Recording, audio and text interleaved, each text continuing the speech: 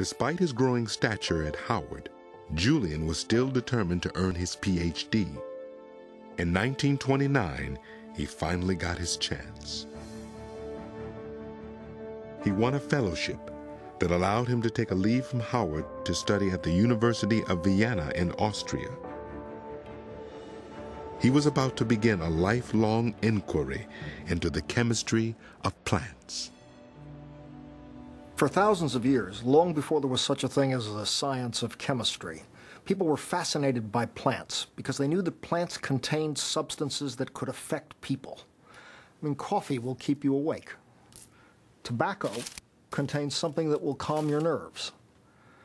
Foxglove contains an extract that'll affect your heart. And the whole goal of chemistry in the early part of the 20th century was to understand what these natural products were, to characterize their chemical structures, and to figure out how to make them. This was called natural products chemistry. It was the main branch of chemistry. And in 1929, Vienna, in Austria, was the seat of natural products chemistry. And that's why Percy Julian went there. Julian arrived at Vienna's Chemische Institute with huge crates of ground glassware, items the Viennese students had heard about but never seen. The unpacking became a big ceremony surrounded by fellow students who oohed and awed about the wonders that came out of these crates. Among the onlookers was Josef Pickel, a chemist who would become one of Julian's closest friends and collaborators.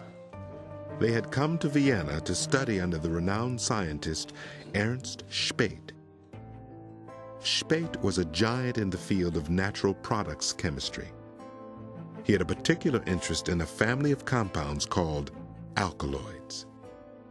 Of all the natural products, the ones that fascinated people the most were the alkaloids, because they seemed the most powerful. A thimbleful of some alkaloids would bring down an elephant. It's believed that many alkaloids evolved to protect plants from organisms that might eat or harm them. But these same compounds can have unexpected effects on people. We now know, for example, that it's an alkaloid caffeine that's responsible for the stimulant effect of coffee beans. We also know that it's an alkaloid called nicotine that's the calming influence in tobacco plants. Other alkaloids are things like morphine, strychnine, cocaine. A whole host of things that we now know are drugs turn out to be plant alkaloids. By 1929, it was known that an alkaloid from the root of a common Austrian shrub called Corydalus cava was effective in treating pain and heart palpitations. Spate asked Julian to find out why.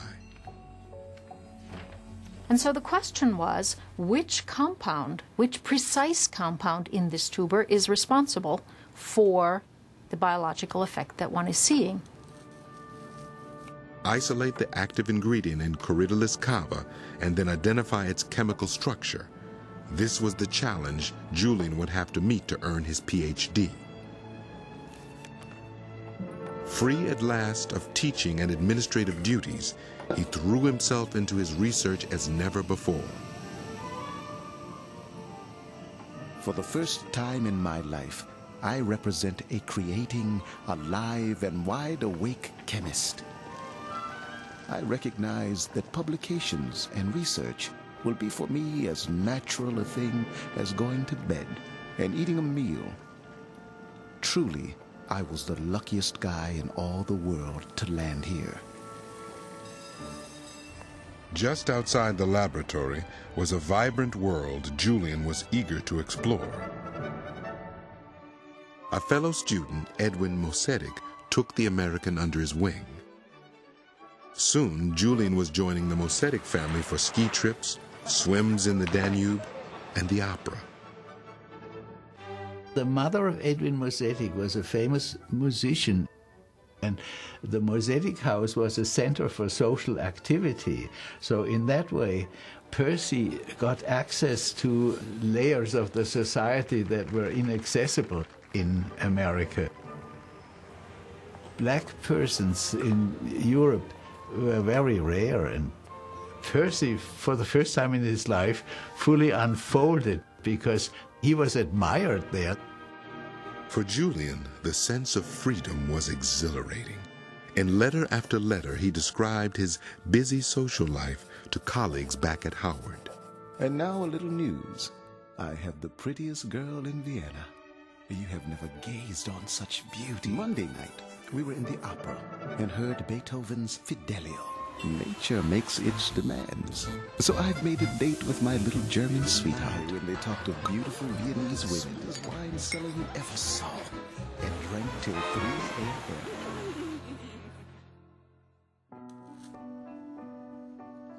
But at 7:55 each morning, Julian was back in the laboratory. Working under the watchful eye of a man so severe, he would immediately fail a student he considered lazy or untalented. The pressure was mounting on Julian to isolate the elusive alkaloids on which his dissertation depended. The last 2 months, I have passed through a hellish siege of work. Reaction upon reaction. And yet I stand at the door and knock, as it were. I don't know a damn thing.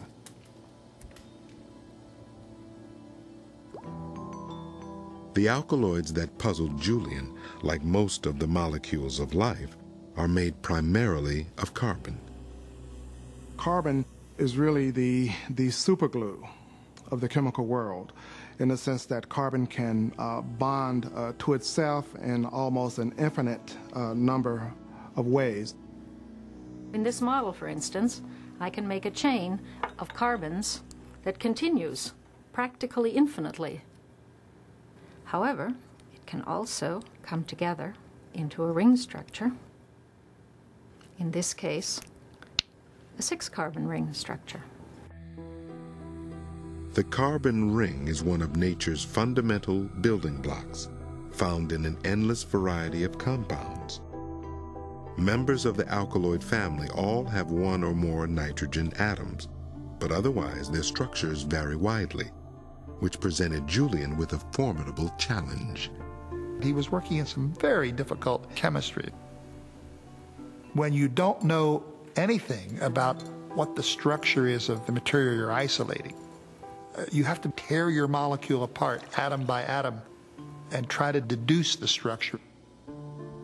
It's like finding a needle in a haystack. It requires stubbornness. It requires focus. It requires repeating over and over the same kinds of processes until the answers come out. Slowly, the answers did come. In his second year, Julian finally identified the active alkaloid in Corydalus cava, his first chemical triumph. This work with Spate would be the foundation of his future career.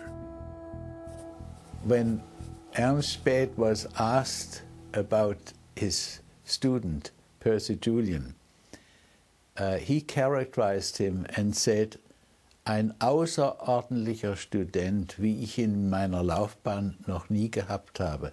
An extraordinary student, the likes I have never had before in my career as a teacher.